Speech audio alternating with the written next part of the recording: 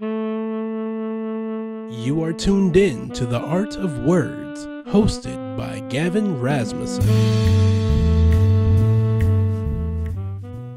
Hello, it's Gavin Rasmussen here with you again as your host of The Art of Words.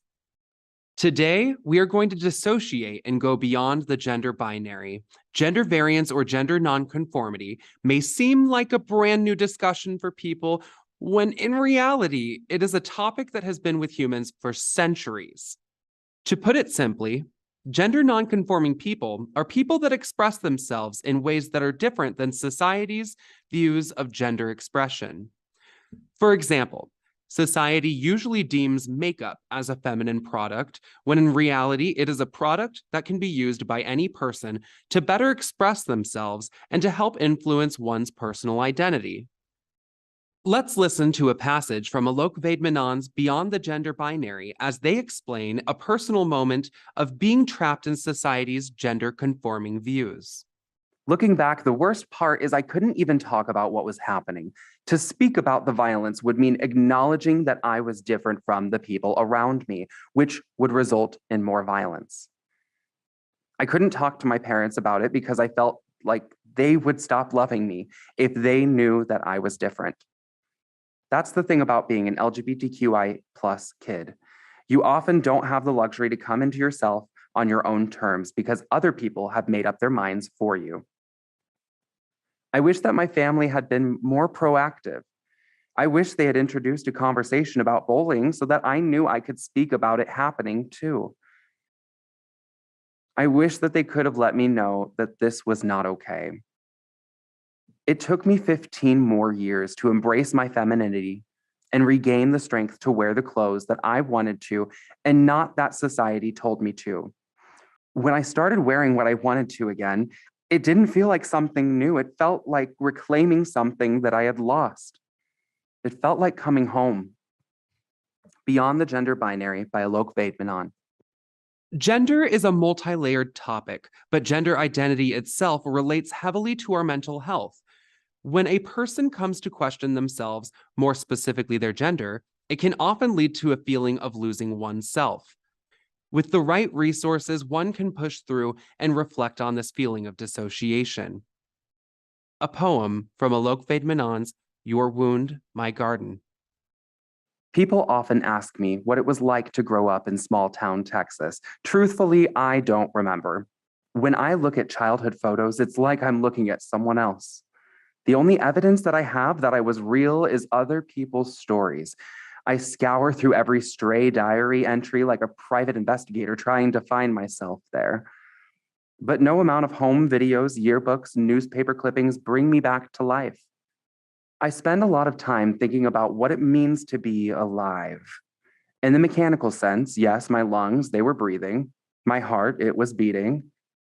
But it's up for debate if I was living. I can't tell when it happened, but at some point I began to vanish. It's like I was watching my life from the sky as an omniscient narrator.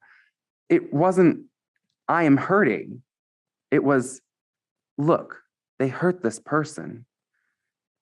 Nothing that happened to me happened to me. I became the apostrophes themselves, floating above, always at a distance. I learned how to exist in two places at once. Time travel was a Thursday afternoon because the present didn't belong to me. I lived in the future. Dissociation both saved my life and made me lose it. What a strange sensation, the grief of being alive to mourn your own death. My Saturn return lassoed me back to my hometown last year. It was the longest I had been back since I was a child. Morning after morning, I would wake up and look at the same godforsaken ceiling. Sometimes I would take long walks, hoping that it would all come back to me, that I would come back to me. A sudden flash, like in the movies. It never came, but I can tell you what did. I didn't find me. I forgave me.